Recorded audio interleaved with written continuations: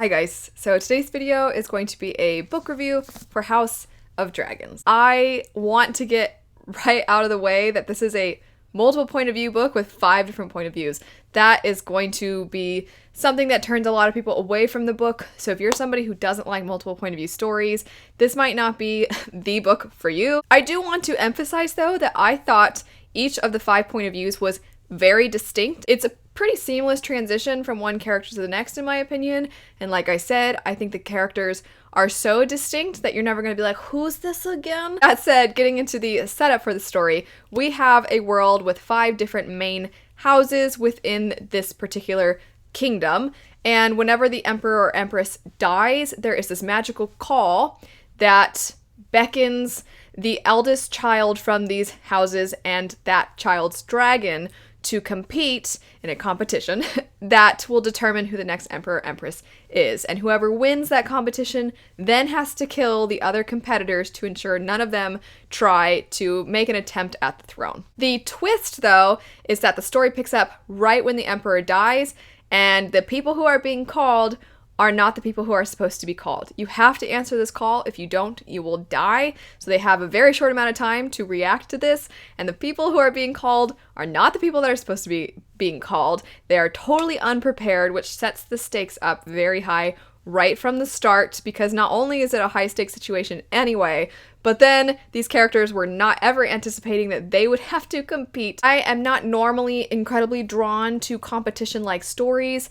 I do think that they inherently have a lot of stakes and they have a lot of drive. There's always that intensity pushing the plot forward. Despite that, I just find myself always thinking it's primarily going to be action-packed. You're not going to see a lot of depth. You're not really going to get to know the characters as much as I would like to know the characters, because, you know, there's always something happening. I thought the author did a fantastic job of definitely having those elements that are fun and exciting about a competition story, while also having a lot of depth. The beginning of the book, I don't think really leads you to believe that's what it's going to be like, because when you're first introduced to the characters, it's kind of repetitive, and you're like, okay, I get it. The people who are being called are not the people who are normally supposed to be being called. Something's up, and it feels like it's just gonna be kind of basic.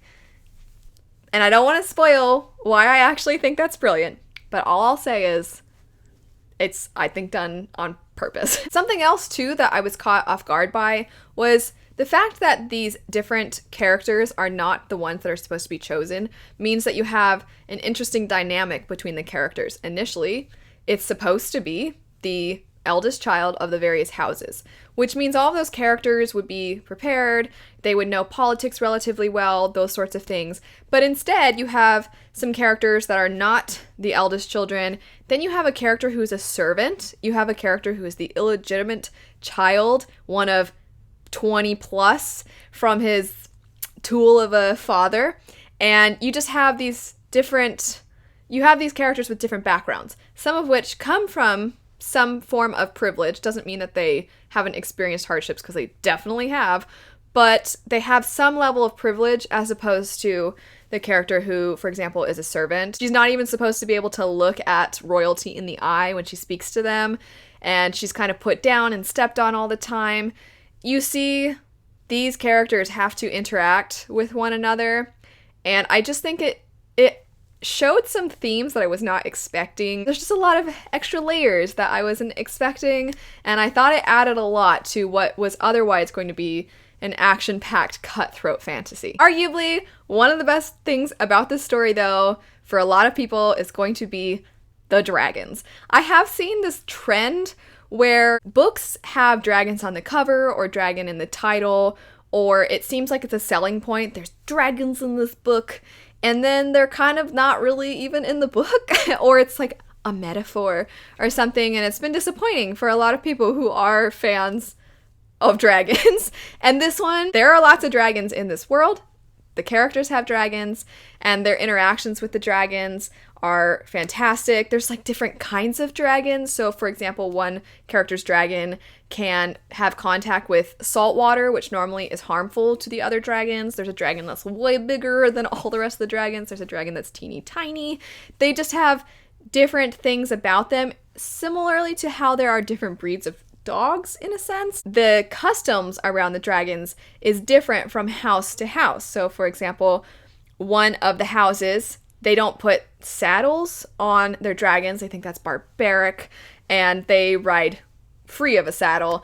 There's just a lot of elements to how they interact with their dragons, the differences in the dragons, the differences in how they behave, the differences in their appearances. There's just a lot of things to do with the dragons that I loved. And there's one part of the story where there's like a race with the dragons, and I was thinking, this is gonna be boring.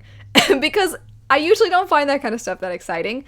I not only found it very exciting, but it highlighted things about the dragons, which I really enjoyed.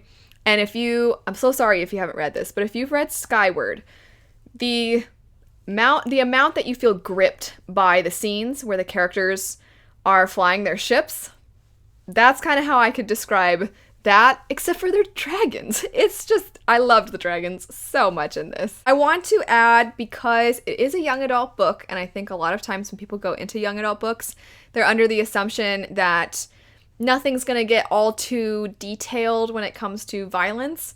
This is pretty violent. There's some scenes that are a little rough. If you are somebody who is squeamish or somebody who gets grossed out by violence, this is going to have a few scenes that might be a little difficult for you.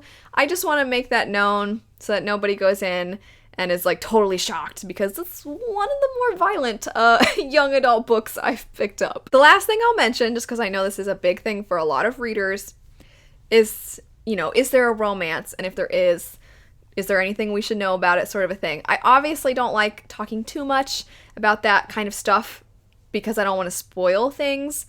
I will say there is a very, very minor subplot that has to do kind of with the romance, but not really. So there's a couple characters that you're like, be together, but at the same time, you're like, but also there's a lot of stuff going on, so, keep on keeping on, and it doesn't ever, by any means, take over the plot. It's just one of those that you're like, I hope it works out, but it's not really a thing. And I loved it. I loved it so much, but that's all I'm going to say. It's really not a thing. You're really not, I promise, if you're somebody who doesn't like romance, you will appreciate this. And if you do like romance, you'll still like, I think, what is in this book. Some cons for people, because I have primarily praised this, some things I want to highlight that you may not be a fan of because of the kind of closed in setup of the story. The world building is not extremely expansive. It's certainly not on the same page as maybe an epic fantasy would be. I think that you get glimpses of the differences in cultures from one house to the next. You do get descriptions of the buildings, kind of has a Roman-esque feel to it in a lot of ways. And you have some lore that has to do with the magic in the story. But I wouldn't say there's a set magic system. I wouldn't say that you're going to learn all about the flora and fauna or anything like that. So you're not going to get huge epic world building. And for me personally, I found each of the characters to be distinct. I liked their different personalities, and I thought their different personalities made sense, given, one, that people do have different personalities, but also given the things they've gone through, I think it made sense for them to behave the way they behaved.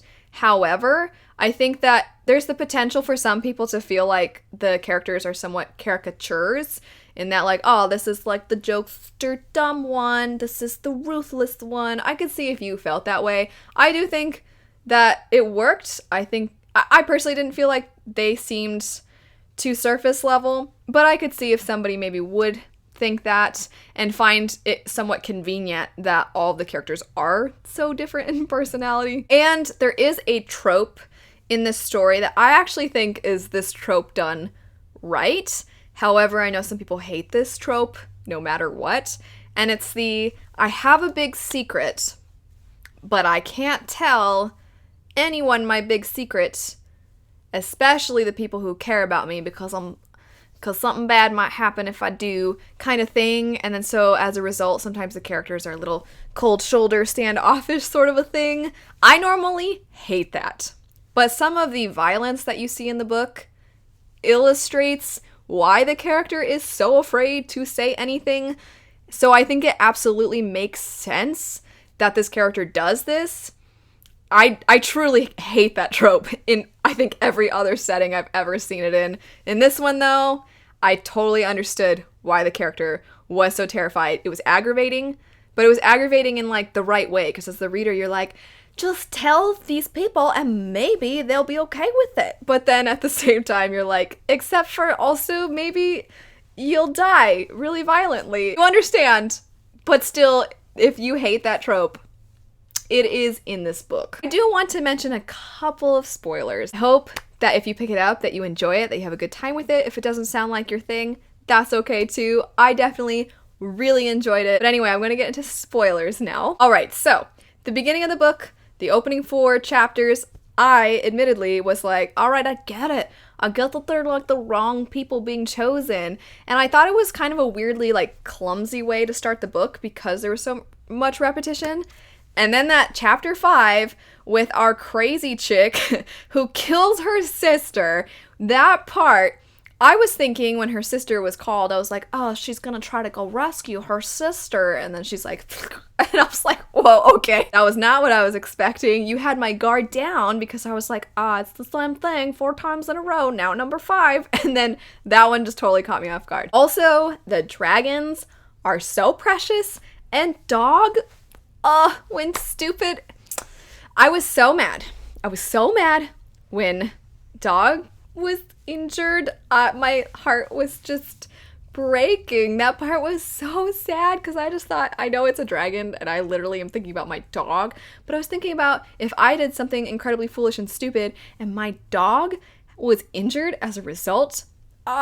And the other really big dragon, when it dies, even though it was wreaking havoc on the city, obviously that's bad, I felt bad for it because it's like they trained it to be so aggressive and mean and angry, and it just didn't really know love the way it was supposed to. It wasn't its fault. And the way it died on that spire, man, that just broke my heart. I was so sad for that dragon. A scene not to do with the dragons. I loved the scene where they all got drunk.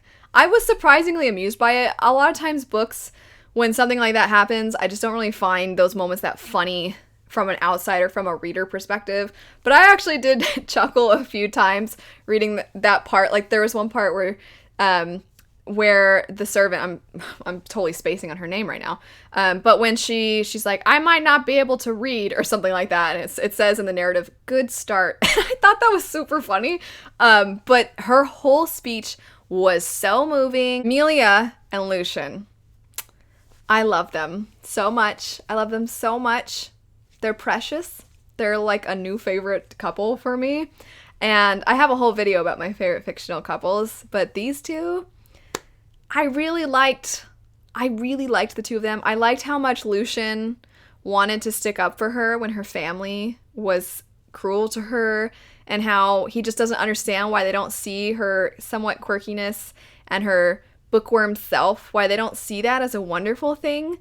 He doesn't understand, like, okay, but your daughter is a wonderful person. She's just not like you, but can't you value what is great about her? Why don't you see it? And I thought that was adorable. And I love that he was like, I love the big giant character who is deep down really sympathetic, empathetic person. Basically, the big guy was a big softie. I love that. I loved him. And Amelia, I wanted her so badly to be like, guess what? My life is sad because I have these powers I can't control, but you'll forgive me, right? And I wanted him to be like, oh, of course, I love you. I didn't actually want, like, literally that to happen in that way, but just I loved them so much. I want a happily ever after for them. Anyway, that's it for my non-spoiler and then a little bit of spoilery book review and chat for House of Dragons. If you've read it, let me know your thoughts on it. I hope you enjoyed it. And if you didn't, that's okay. I'm sad that you didn't like it as much. But anyway, thanks so much for watching. I hope you have a great rest of your day, and I'll see you later. Bye.